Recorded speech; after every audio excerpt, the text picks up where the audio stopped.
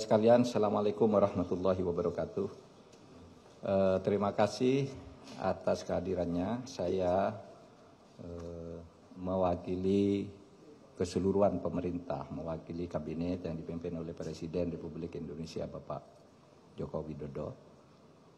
Malam ini akan menyampaikan pernyataan pemerintah terkait dengan kondisi politik dan keamanan pasca pengesahan Undang-Undang Cipta Kerja oleh DPR dan pemerintah pada tanggal 5 Oktober 2020 yang lalu.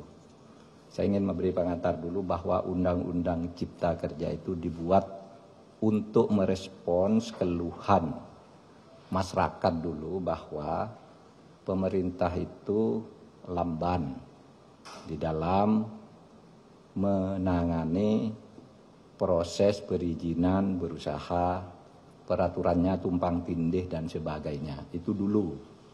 Oleh sebab itu lalu dibuat undang-undang yang sudah dibahas lama. Di DPR itu semua sudah didengar. Semua fraksi ikut bicara. Kemudian pemerintah sudah berbicara dengan semua serikat buruh berkali-kali di kantor ini, kantor Menko Polhukam, dan di kantor Menteri Perekonomian, kemudian pernah di kantor Menteri Tenaga Kerja. Jadi sudah bicara sebenarnya dan sudah mengakomodasi, meskipun tidak 100% dari hasil diskusi itu ditemukan jalan tengah akomodasi. Sehingga tepatnya tidak ada satu pemerintah pun dimanapun di dunia ini yang mau menyengsarakan rakyatnya dengan membuat undang-undang yang sengaja untuk itu. Yang kedua, isinya. Isi dari Undang-Undang Ciptaker ini pertama untuk mempermudah perizinan bagi usaha sehingga tidak birokratis dan tidak tumpang tindih, mempermudah perizinan siapapun yang mau berusaha dalam negeri maupun luar negeri. Yang kedua, menyediakan peluang untuk menampung tenaga kerja yang jumlahnya setiap tahun itu 3,5 juta. Angkatan kerja kita setiap tahun itu 3,5 juta. Dengan 82% tingkat pendidikannya di bawah SMP. Sehingga tidak adaptif sebenarnya, belum siap untuk bekerja di bawah IT, ya. Mereka ini pekerja-pekerja yang hanya ijazahnya SMP, SMK ke bawah. Jadi tidak bisa bekerja di padat modal, dia di padat karya yang sebagian besar. Jadi ini yang penting. Undang-undang ini bukan hanya untuk buruh yang sekarang banyak berdemo. Ini justru lebih untuk mereka yang belum bisa menjadi buruh. Untuk angkatan kerja yang akan datang makin banyak. Sedangkan hak-hak buruhnya sendiri berdasar undang-undang lama secara umum sama sekali tidak diganggu. Kemudian tentu untuk memberantas korupsi di birokrasi melalui pengurusan yang bertele-tele. Sekarang disederhanakan agar tidak ada korupsi, tidak ada pungli dan sebagainya. Yang sekarang ramai karena banyak hoax. Misalnya di undang-undang ini tidak ada pesangon bagi orang yang PHK. Itu tidak benar. Pesangon justru ada. Dibilang tidak ada cuti, tidak cuti haid, cuti hamil dan sebagainya. Di sini ada di undang-undang ini. Dibilang mempermudah PHK, itu tidak benar juga. Karena justru sekarang PHK itu harus dibayar kalau belum putus di pengadilan.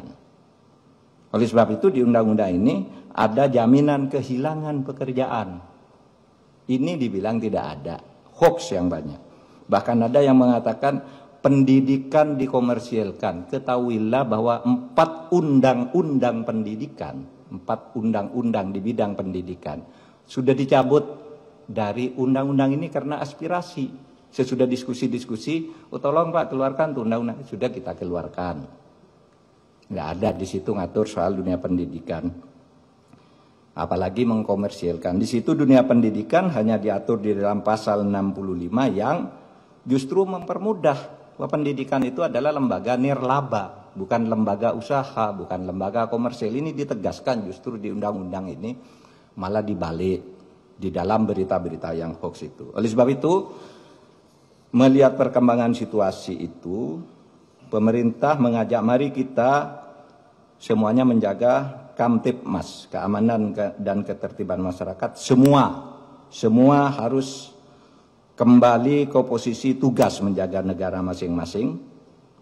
Pemerintah, rakyat atau masyarakat, dan civil society. Mari bersama-sama ke posisi masing-masing untuk menjaga keamanan masyarakat, dan untuk itu pemerintah menyampaikan pernyataan sebagai berikut. Pernyataan pemerintah terkait dengan kondisi politik dan keamanan pasca pengesahan Undang-Undang Cipta Kerja oleh DPR dan pemerintah pada tanggal 5 Oktober 2020 yang lalu. Selamat malam, mencermati perkembangan yang terjadi di lapangan terkait dengan penyampaian aspirasi tentang Undang-Undang Cipta Kerja dalam berbagai bentuknya di sejumlah daerah. Maka demi ketertiban dan keamanan di tengah-tengah masyarakat, pemerintah menyampaikan hal-hal sebagai berikut. 1. Undang-Undang Cipta Kerja dibentuk justru untuk melaksanakan tugas pemerintah dalam membangun kesejahteraan masyarakat melalui penciptaan lapangan kerja yang semakin banyak, perlindungan terhadap buruh, penyederhanaan birokrasi, dan kemudahan berusaha, serta untuk melakukan pemberantasan korupsi dan pungli, dan pencegahan tindak pidana korupsi lainnya. Yang kedua, pemerintah menghormati kebebasan berpendapat dan menyampaikan aspirasi terkait dengan Undang-Undang Cipta Kerja, sepanjang semua itu dilakukan dengan damai, menghormati hak-hak warga yang lain, dan tidak mengganggu ketertiban umum. Yang ketiga, pemerintah menyayangkan adanya aksi-aksi anarkis yang dilakukan oleh massa di tempat-tempat tertentu dengan merusak fasilitas umum, membakar, melukai petugas, dan juga menjarah. Tindakan itu jelas merupakan tindakan kriminal yang tidak dapat ditolerir dan harus dihentikan. 4. Tindakan merusak bangunan fasilitas umum dan serangan secara fisik terhadap aparat dan warga masyarakat merupakan tindakan yang tidak sensitif atas kondisi yang dialami oleh rakyat yang sedang berjuang melawan pandemi COVID-19 dan juga kondisi ekonomi yang sedang sulit. 5. Untuk itu, demi ketertiban dan keamanan, maka pemerintah akan bersikap tegas atas aksi-aksi anarkis yang justru bertujuan untuk menciptakan kondisi rusuh dan ketakutan di dalam masyarakat.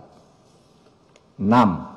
Selain berdemonstrasi dengan tertib dan tidak melanggar hukum, ketidakpuasan atas undang-undang tersebut bisa ditempuh dengan cara yang sesuai dengan konstitusi, yaitu dengan menyalurkannya dalam proses pembuatan peraturan pemerintah, perpres, permen, perkada sebagai delegasi perundang-undangan. Bahkan bisa diajukan melalui mekanisme judicial review atau uji materi maupun uji formal ke Mahkamah Konstitusi. 7. Sekali lagi, pemerintah akan bersikap tegas dan melakukan proses hukum terhadap semua pelaku dan aktor yang menunggangi atas aksi-aksi anarkis yang sudah berbentuk tindakan kriminal. Saya ulangi, 7. Sekali lagi, pemerintah akan bersikap tegas dan melakukan proses hukum terhadap semua pelaku dan aktor yang menunggangi atas aksi-aksi anarkis yang sudah berbentuk tindakan kriminal. Ditandatangani oleh Muhammad Mahfud MD selaku Menko Polhukam, Muhammad Tito Karnavian selaku Menteri Dalam Negeri, Budi Gunawan selaku Kepala Badan Intelijen Negara, Marskal TNI Hadi Cahyanto selaku Panglima TNI, dan Jenderal Polisi Idham Aziz sebagai Kepala Kepolisian Republik Indonesia. Demikian, terima kasih. Assalamualaikum warahmatullahi wabarakatuh.